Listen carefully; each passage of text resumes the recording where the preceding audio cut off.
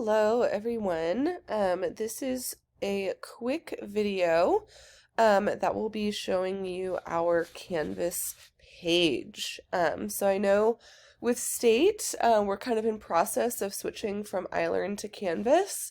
I have been using Canvas for a long time with the community college that I also teach at, so I feel really comfortable with it. I think it's way more user-friendly. It's prettier. iLearn sucks, whatever.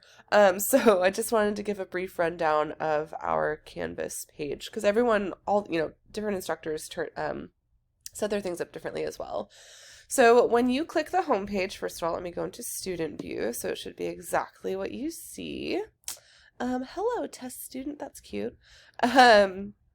So when you come through here, you may actually get little things that pop up of like little tips and tricks with Canvas, which may be helpful. So I would maybe recommend doing that if you're not familiar with Canvas.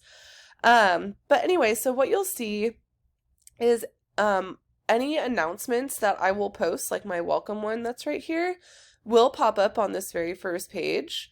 And also we have a couple of links here, just kind of a little introduction to the class itself, where to access the materials, which will pretty much be entirely over here on the left-hand side, but I'll go through those in a moment, and then how to get a hold of me, my email address, my cell phone number, which you are welcome to use. So I'm holding both virtual and in-person office hours.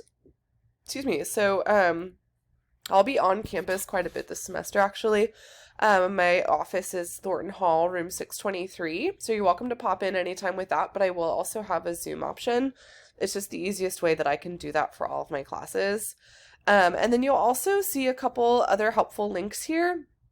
I do kind of post a lot of these things all over the course, except for the money section, which if you need any assistance in terms of finances, in terms of scholarships or internships, I feel like these aren't really blasted out to students as much as they should be, so I just wanted to include them here. So you can explore those on your own time.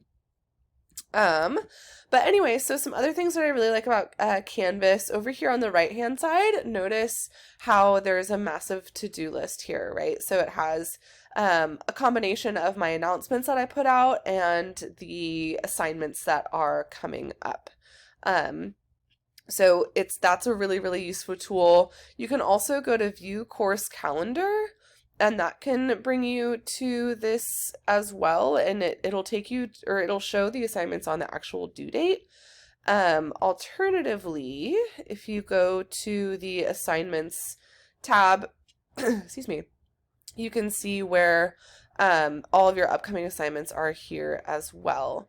One thing I do want to point out is after like our first week stuff, which are these first 4 links here, you'll see some other homework assignments. So these will be used through a piece of software called McGraw-Hill Connect. You'll see a little button for it here as well. It's basically where the book is. It's where all of your homework assignments will be, your exams, your smart book reading assignments. It's a really, really, really helpful tool. I'll have a separate video for that, so this isn't a million minutes long and I don't completely lose your attention span. But I just want to point out that it says that it's not available until a certain, or at a certain time.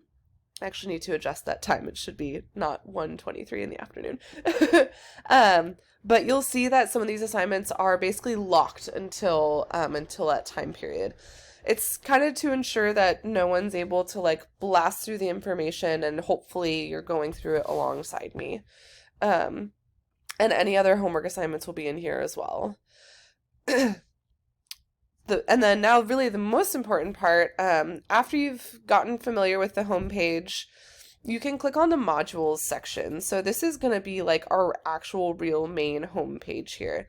So notice that when it popped up, it went from being all of the links being this dark black to some of the links now turning gray, and that's because you have to complete all items in sequential order, meaning you have to go through them one by one in order. So for example, you're going to click on the instructor information communication policy, and then you can come back to the modules page, and then you can click on these other links here as well. And then also notice where the second module here, the first week to-dos. So these are just like little mini assignments that I want y'all to do before, kind of getting us all started and stuff. So that will be all found here, but notice again how everything is gray, and that's because right over here on the right, it says that prerequisites, you have to have viewed this first module first. So you have to go through all of these pages and all of these links. If any of these links don't work, by the way, please just let me know. I'm using kind of a different tool for that, so I'm curious to see how it pops up. But then you'll be able to access these assignments. It's a very important point that students often overlook. And then further, I have the units broken up into, or the modules broken up into different units. So the first unit is geological oceanography. Our second is chemical oceanography in the atmosphere. Our third is physical, and then our fourth is biological. So notice here, once again, I'll also link the assignments here. So I put these assignments in a million different places. They're all the same assignment. There's just tons of ways that you can access them, kind of like whatever way you want to pace yourself through this class. There's a ton of different accessible ways for you to do so. And then there's a couple more modules down here at the very bottom. One is projects and the other is extra credit. You're welcome to have a look at these pages here, just that they give a brief overview of what these assignments may entail. But more details for that will come up later. So one other thing I just wanted to show when you're going through this first little section here. So, hey, there's me, and then a quick little blurb about me. Once again, my email address. I need to fix these office hours. The ones on the main page are correct. And then just on the bottom right here, you'll see this next button. So you can click on that, and that will take you to the very next page. That kind of gives a brief overview of the class, etc. So what I would suggest is getting things kind of oriented. I know that it says that there's a Zoom link here, and for the time being, just so we're all on the same page, I'm not going to do a Zoom option for right now. I found that there was just very low student engagement and student participation when I had that Zoom option. So unfortunately, that will not be at the moment anyway, an option for this semester. So if you have friends that have taken my class or took my class last semester and I did have that option, I'm not doing that option this year or this semester, at least to start out. Some other aspects that may be of note, of course, would probably be the grades portion.